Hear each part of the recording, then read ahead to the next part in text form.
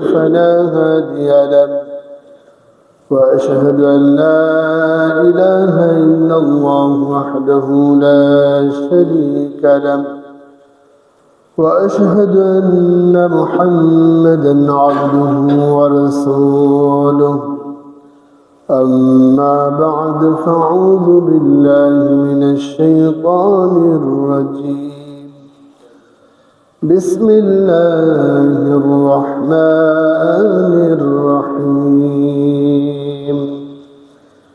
إن الله وملائكته يصلون على النبي يا أيها الذين آمنوا صلوا عليه وسلموا تسليما شكرا لله اللهم صل على محمد وعلى آل محمد كما صليت على إبراهيم وعلى آل إبراهيم إنك حميد مجيد اللهم بارك على محمد وعلى آل محمد كما باركت على إبراهيم وعلى آل إبراهيم إنك حميد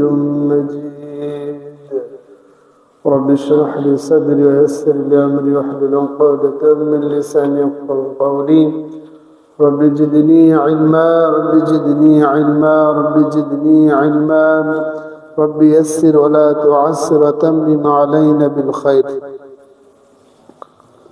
আল্লাহ তাআলার দরবারে শুকরিয়া জ্ঞাপন করছি সকলেই বলি আলহামদুলিল্লাহ দরুদ ও সালাম বিশ্বনবীর প্রতি সকলে পড়ি সাল্লাল্লাহু আলাইহি ওয়াসাল্লাম আল্লাহ সুবহানাহু ওয়া তাআলা পৃথিবীতে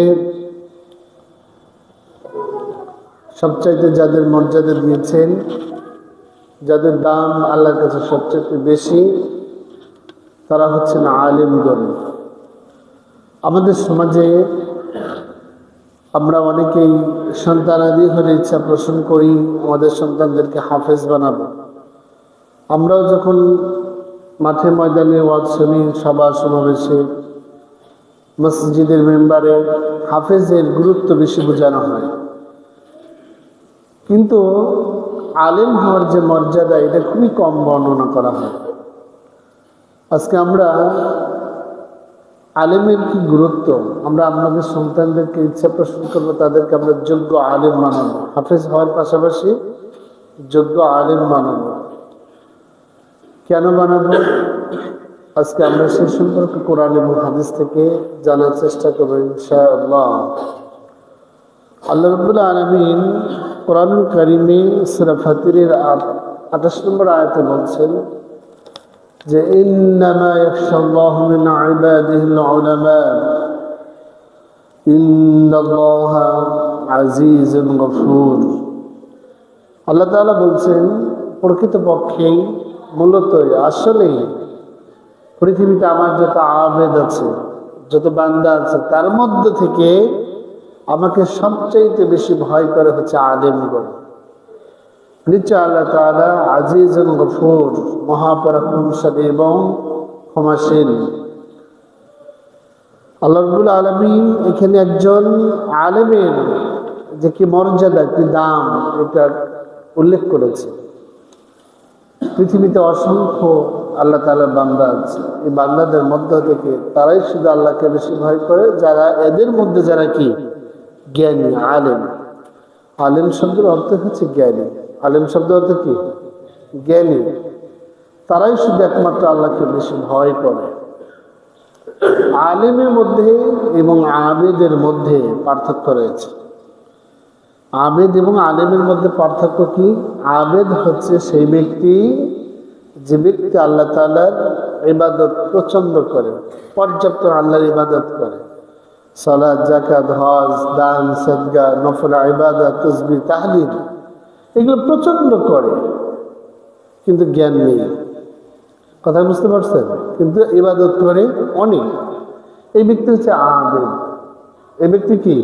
আবেদ। একে আবেদ বলা হয়। জ্ঞান নাই কিন্তু আল্লাহর ইবাদত করে অনেক। আর জ্ঞানী হচ্ছে কে? যার জ্ঞান আছে এবং আল্লাহকে ভয় করে, সে মূলত কি? জ্ঞানী। এই আয়াতের ব্যাখ্যায় আল্লামা ইবনে কাসির রাহমাতুল্লাহ আলাইহি তিনজন আলেমের উল্লেখ করেছেন। আলেম তিন প্রকারের।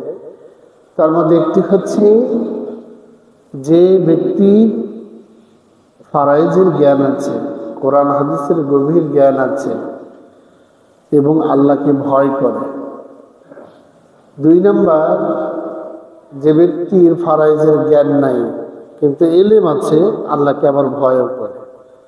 আবার যে ব্যক্তির ফারাইজের জ্ঞান আছে, কোরআন হাদিসের গভীর জ্ঞান আছে কিন্তু তার মধ্যে আল্লাহর ভয় নাই। আলেম এই তিন ধরনের হয়ে থাকে। আর আলেম মূলত যে ব্যক্তির কোরআন এবং হাদিস সম্পর্কে গভীর জ্ঞান আছে, জ্ঞান রাখে, ওই ব্যক্তি হচ্ছে আলেম। আল্লাহ তাআলা বলছেন, পৃথিবীতে আমার যত বান্দা আছে, যত মানুষ আছে, এদের মধ্যে শুধু আমাকে ভয় করে কারা? যারা জ্ঞানী। জ্ঞানীরাই একমাত্র আমাকে ভয় করে, আলেমরাই একমাত্র আমাকে ভয় করে। এখানে আল্লাহ তাআলা আলেমদের শান মর্যাদা আল্লাহ পাক বলেছেন।